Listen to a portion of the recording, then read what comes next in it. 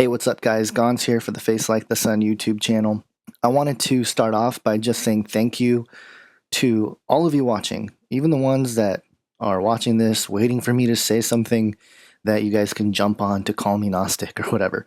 In all seriousness, I really do appreciate all the encouragement and positive feedback after the rant video I posted yesterday. I was actually overwhelmed. I didn't think that there was so much support out there. I really do appreciate it, and I am so grateful to have this opportunity and this platform, and I don't take it for granted. I really do feel that I am called to do this, and while there will be folks who will try to bring it down or whatnot, sadly from within the church, or they allege to be within the church, I'm going to keep pressing on, and I'm going to keep making videos, and I'm going to keep talking about issues that I find interesting, and at the same time be doing the main point of all of this, which is to bring people to Christ and to spread the gospel. And so that's my main mission here, and just trying to help people understand the world we're living in and show that the biblical worldview makes the most sense. And I think a lot of people have come to that conclusion. I certainly have. And it's a journey, though. You know, it's definitely something we have to go through, and I'm always trying to learn new things, and I like to explore ideas that I don't agree with and things like that. So I think it's something we all should have fun doing, while we're here. Yes, things are dark. There's a lot of stuff going on, but I think it's important for us to have the joy of the Lord at the same time, and I feel like a lot of times that is missed in this community, and so I'm trying to strike a balance. It's not easy, but I do really, really appreciate all the support and encouragement that came in, and thank you so much for watching all my videos and supporting me and sharing it and commenting and everything else. So anyway, moving on to this video and what I wanted to talk about. Over the weekend, I went to what I called the occultiest place on earth. The world knows it as the happiest place on earth, and I'm talking about Disneyland. Now, I've exposed Disney, music videos and, different things that they're doing. And you guys might be saying, well, how could you support Disneyland with your money and all this stuff? Well, first of all, I didn't pay for tickets. The ticket prices are pretty outrageous. So if I didn't have free tickets, I wouldn't have gone. And so that's one thing. But secondly, it was an opportunity for me to spend some time with my daughter, and it was something that, we just wanted to have a good time, okay? I'm still just a normal guy.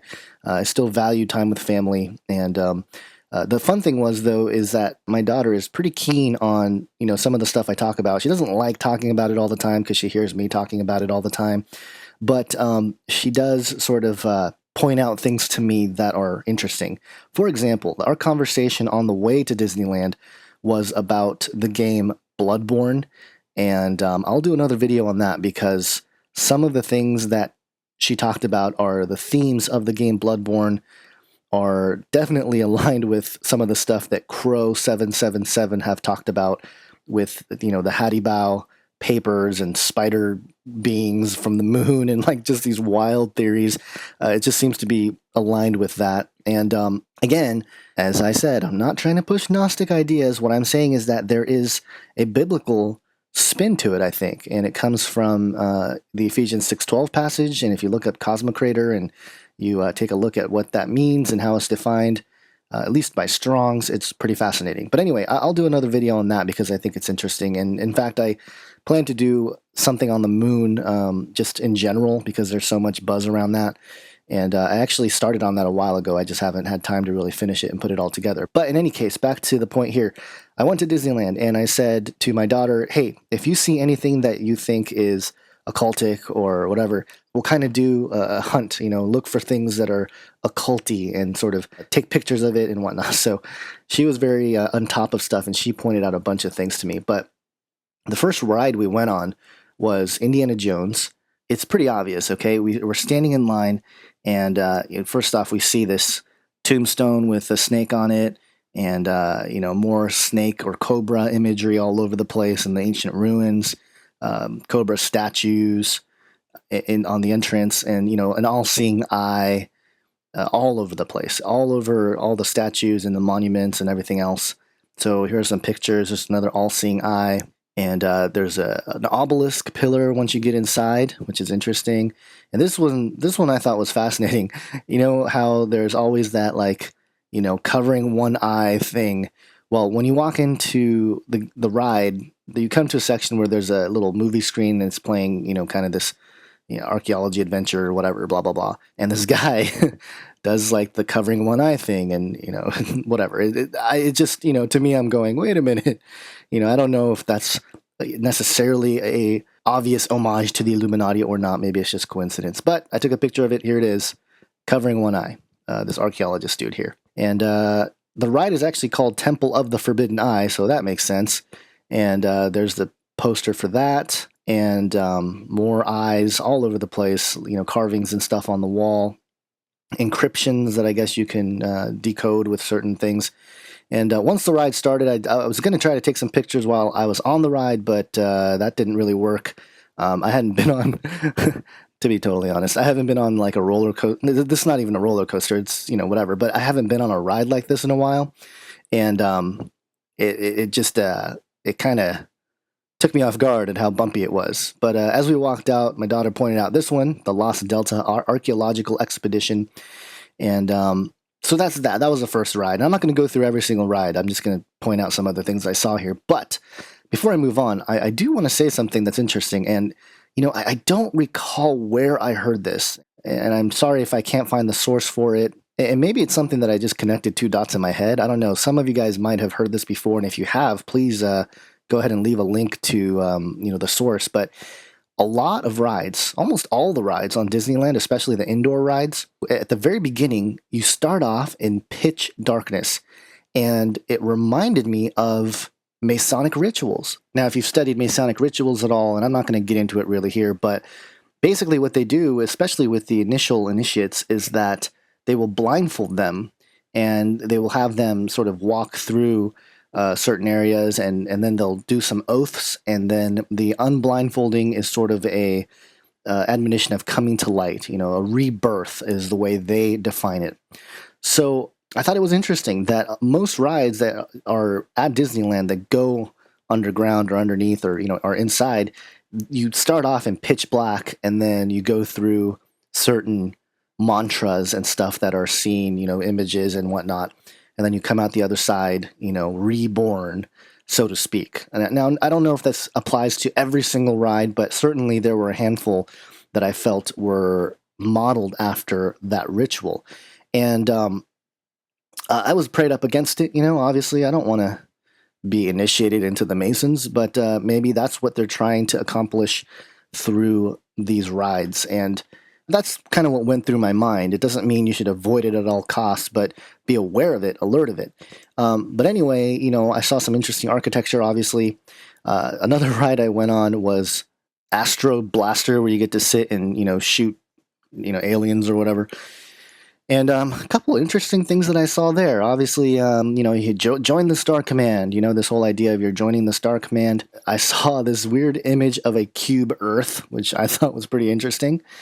You also had this look of a portal, and so on. So, you know, again, this is not new or surprising to any of you guys that have been watching my channel. I ran into a couple stormtroopers. They were not nice to me. I tried to give one guy a high five, and he ignored me. I said, "Hey, stormtrooper, high five," and he looked at me like the clone that he is, and he kept walking. But anyway, Star Tours, same deal, a whole new sort of experience. Here's just a couple tombstones in line for the Haunted Mansion, which, again, same thing, pitch darkness at the beginning. You go through sort of, you know, a whole ritual rite, especially this ride. There's a part where you fall backwards, and that's the part where you're supposed to fall into death. And it's very reminiscent of Masonic rituals where you die to yourself and you are born again, so to speak. Obviously, UFOs everywhere in Tomorrowland, not surprising. And what I thought was very interesting was the parade at night. You know, the last time I was at Disneyland when I was younger, and I saw the parade, it was you know, it was the light parade, the original one, you know, with like the big bugs and whatnot. Well, this was way different. I mean, this was literally indoctrinating kids to like rave culture. That's what I felt like was happening. All the lights, all the butterfly, you know, imagery, a lot of butterflies and fairies, I suppose, but reminded me of Project Monarch and, the MK Ultra stuff. Lots of kids just enamored by all of it. And this was something my daughter pointed out. There was, these aliens that have these 3 eyes. Well, the UFO float or whatever came by. All the aliens conveniently only had 1 eye open. So whatever that means, it's just very interesting. And then came, what I thought was the most fascinating part. The very end of the parade, you have Mickey Mouse dressed as a wizard, basically casting a spell on everybody. And if you watch this, look at this thing. Look at this portal-looking thing on the back of Mickey Mouse's float. It is quite the spectacle.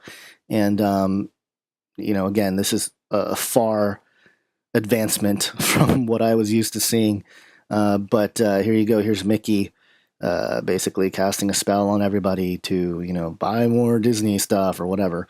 And I'm sure there's plenty of sort of psychological operations behind something like this. And, why even have this float with this weird sort of, portal-looking thing in the back. But anyway, so that was that. Very interesting stuff all over. On a lot of pine cone imagery, and if you have done any study on the pine cone, something in connection with the pineal gland, and the Vatican has imagery of a pine cone. There's Sumerian tablets that have pine cone imagery, and a lot of people believe that it has something to do with the third eye.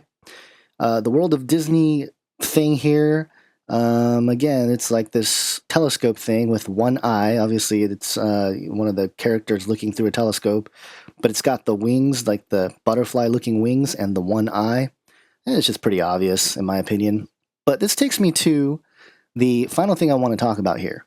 Now, it was already a strange day, obviously, right? We had a good time, but at the same time, we saw all this occultism there. And actually, I know most people probably know this if they're, kind of like a Disneyland buff, but the ride Pirates of the Caribbean, there's a section that actually has a real skull in the ride.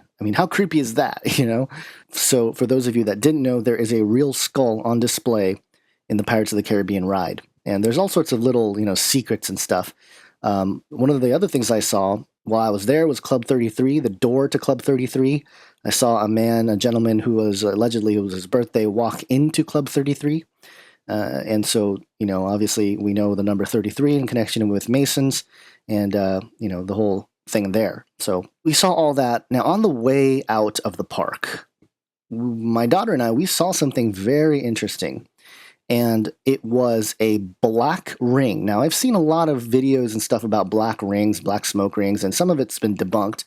And I'm not saying that there's anything necessarily significant to it, but it was just very bizarre. We saw this black smoke ring, and it was a perfect circular black ring in the sky, and it moved past in front of the moon. And I was like, whoa, did you see that? And my daughter's going, yeah, I saw it. I was going to tell you about it. I pulled out my phone, I started recording it, and here's how it looked when I was recording it, just pitch black. I knew I wouldn't be able to see it, at the time, but I wanted to throw it into my editor and enhance the light a little bit so you might be able to see it, and it's really not that good footage, guys. I was really hoping to get a little bit better footage of the black ring, but you can kind of see the ring there, and what happened was, it was a perfectly formed black circular ring. It floated across, and in seconds, it turned white, and it turned just into a cloud and dissipated. And, I looked up some stuff, and apparently, according to Firefighter Nation and stuff, smoke that's black can turn gray or even white, but it says over distance, and it's because the carbon content from the smoke will deposit along the surface, and, they will lighten the color of the smoke. So there you go, black smoke can turn into white smoke, according to science here. But the fascinating thing is, why was there a black ring in the first place? There's just a hotel there. I don't know where it came from. It was just very bizarre, and kind of capped off our day of looking for strange objects and different symbols and stuff like that, because it really was kind of the icing on the cake from all the stuff we did see. And so I'm going to leave you guys with the footage. It's not as good as I was hoping for it to be. Obviously, my iPhone is not the best at capturing night things in the sky, especially a black smoke ring in the night sky. Again, it was a little bit clearer with the naked eye, actually a lot clearer with the naked eye, but I thought I would share it with you because it was another interesting thing that I caught while I was there. So that's about it for this video, guys. Hope you guys have an awesome day. God bless.